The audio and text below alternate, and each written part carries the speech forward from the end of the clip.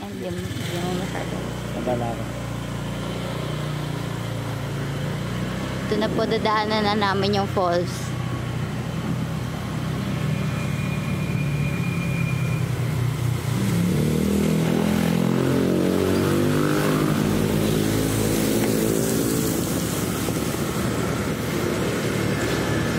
At si Kuya po ay nakalagpas